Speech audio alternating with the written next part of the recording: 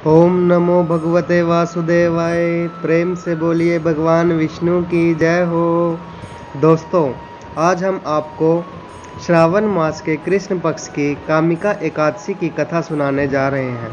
इसलिए भक्तों से निवेदन है, कृपया इसे ध्यानपूर्वक सुनें, क्योंकि कामिका एकादशी के व्रत से समस्त पाप नष्ट हो जाते हैं। संसार में इससे अधिक पापों को नष्ट करने वाला कोई और उपाय नहीं है, इसलिए हमें इसकी कथा को ध्यान पूर्वक श्रवण करना चाहिए। कथा प्रारंभ। कुंती पुत्र श्रेष्ठ धनुर्धर अर्जुन बोले, हे भगवान, मैंने आषाढ़ माह के शुक्ल पक्ष की देवशयनी एकादशी का सविस्तार वर्णन सुना। अब आप मुझे श्रावण मास के कृष्ण पक्ष की एकादशी की कथा सुनाइए। इस एकादशी का नाम क्या है तथा इसकी विधि क्या है? इसमें कौन से देवता की पूजा होती है? इसका व्रत करने से मनुष्य को क्या फल मिलता है?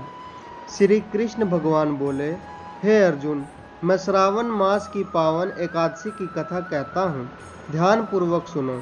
एक समय इस एकादशी की पावन कथा को भीष्म पितामह ने लोकहित के लिए नारद जी से कहा था।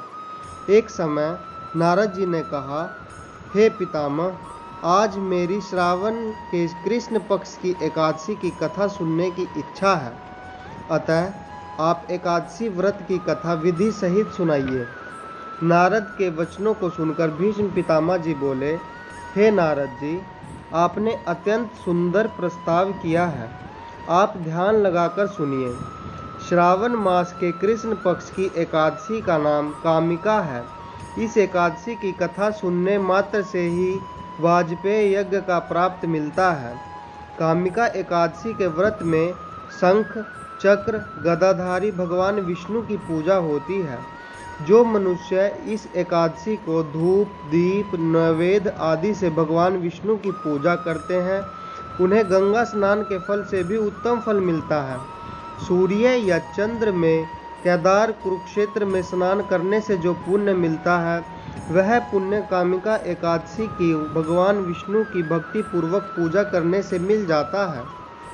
श्रावण मास में श्री विष्णु भगवान की पूजा करने का फल समुद्र और वन सहित पृथ्वी दान करने से भी अधिक होता है। व्यतिपात में गंडकी नदी में स्नान करने से जो फल मिलता है, वह फल भगवान की पूजा करने से मिलता है। संसार में भगवान की पूजा का फल सबसे अधिक है, अतः भक्ति पूर्वक भगवान विष्णु की पूजा न बन सके तो श्रावण मास के कृष्ण पक्ष की कामिका एकादशी का व्रत अवश्य करना चाहिए। आभूषणों से युक्त बछड़ा सहित गोदान करने से जो फल प्राप्त मिलता है, वह फल कामिका एकादशी के व्रत से मिल जाता है। जो उत्तम द्विज श्रावण मास के कृष्ण पक्ष की कामिका एकादशी का व्रत करते हैं तथा श्री भगवान विष्णु की पूजा करते हैं, उससे समस्त देव नाग किन्नर पितृ आदि की पूजा हो जाती है। इसलिए पाप से डरने वाले व्यक्तियों को विधि विधान सहित इस व्रत को करना चाहिए। संसार सागर तथा पापों में फंसे हुए मनुष्यों को इससे छूटने के लिए कामिका एकादशी का व्रत करना चाहिए। कामिका एकादशी के व्रत से समस्त पाप नष्ट हो जाते हैं। संसार में इससे अधिक पापों को नष्ट करने वाला कोई और उपाय नहीं है। हे नारद जी, स्वयं भगवान ने अपने मुख से कहा है कि मनुष्यों को अध्यात्म विद्या से जो फल प्राप्त मिलता है, उससे अधिक फल कामिका एकादशी का व्रत करने से मिल जाता है।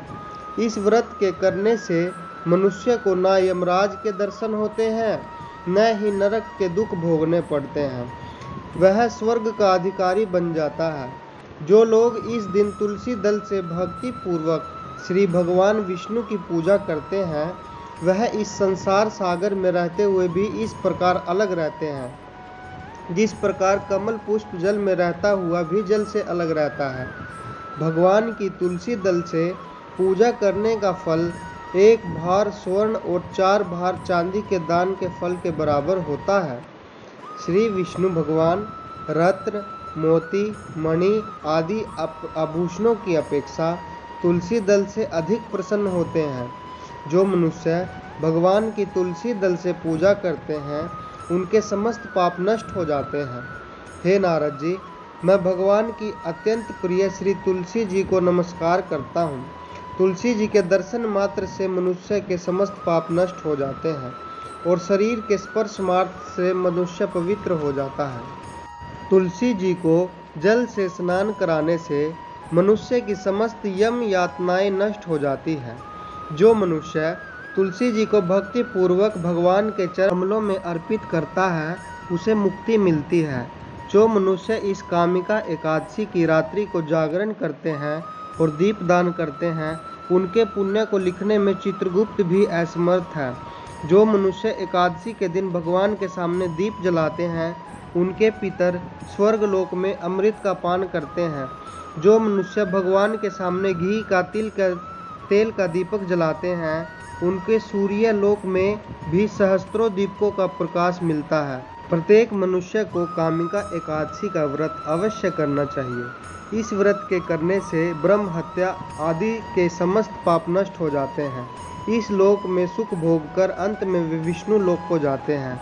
इस कामिका एकादशी के महात्म के श्रवण व पठन से मनुष्य स्वर्ग लोक को जाते हैं। प्रेम से बोलिए भगवान विष्णु की जय हो, भगवान शंकर की जय। ओम नमः शिवाय। ओम नमो भगवते वासुदेवाय। कथा सार। भगवान विष्णु सर्वोपरि हैं। वे अपने भक्तों की निश्चल भक्ति से सहज ही प्रसन्न हो जाते हैं। तुलसी जी भगवान विष्णु की प्रिया है। भगवान हीरे मोती सोना चांदी से इतने प्रसन्न नहीं होते जितनी प्रसन्नता उन्हें तुलसी अर्पण करने से बोलती है। प्रेम से बोलिए भगवान विष्णु की जय। ओम नमो भगवते वासुदेवाय। जय श्री कृष्ण, जय श्री कृष्ण, जय श्री कृष्ण। इस कथा का श्रवण कर रहे सभी भक्तों पर भगवान विष्णु की कृपा बनी रहे, उनके घर धन धान्य से भरे रहे, उनकी सभी मनोकामनाओं की पूर्ति हो।